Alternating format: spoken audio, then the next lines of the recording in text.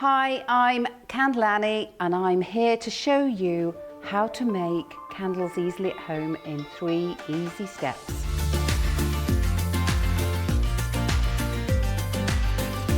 So now we need to melt the bottle of wax, and I've taken a saucepan here and I've half filled it with water and I've put it on a stove. I'm then going to bring the water up to a steady simmer. Then when I can see bubbles in the bottom, I'm going to put the bottle of wax into the center of the pan. So we're now waiting for the wax to melt in the bottle.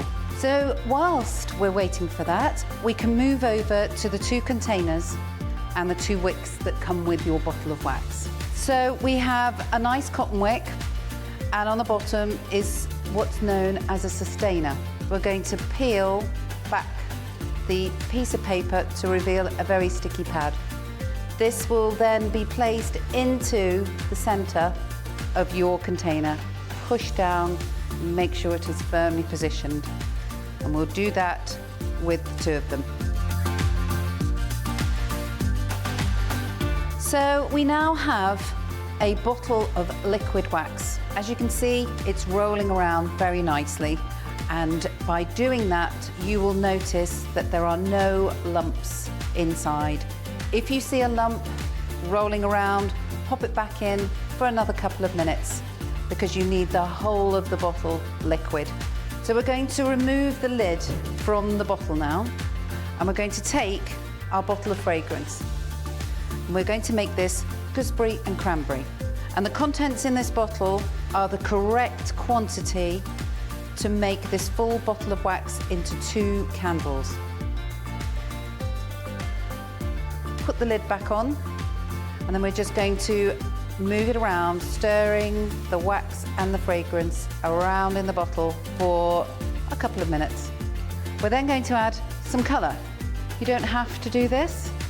You can just pour a totally natural cream coloured candle, knowing that it's scented. Here are little bottles of colour. Remove the top. And on the side of the bottle, you will see different shades of colour depending on how many drops you want to put into that bottle. So I'm going to put in 5 drops to make a pale green colour.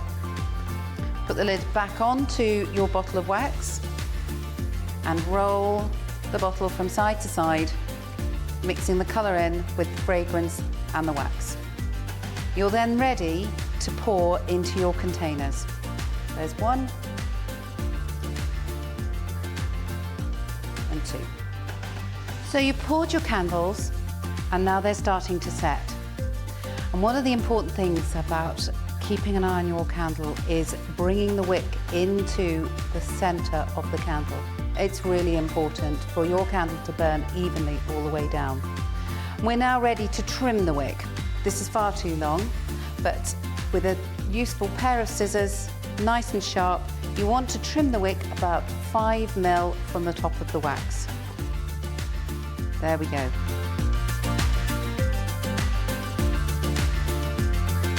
So we've cured the candle now after trimming the wick. This has been sitting here for about 24 hours. It gives the candle time to settle into its home and for all the wax and fragrance to sit happily in the container. So we've now lit the candle. You need to check on it regularly, and you want it to have a nice calm flame. And if the flame doesn't look calm, you trim the wick. So that's EaziCandle. Candle making made easy.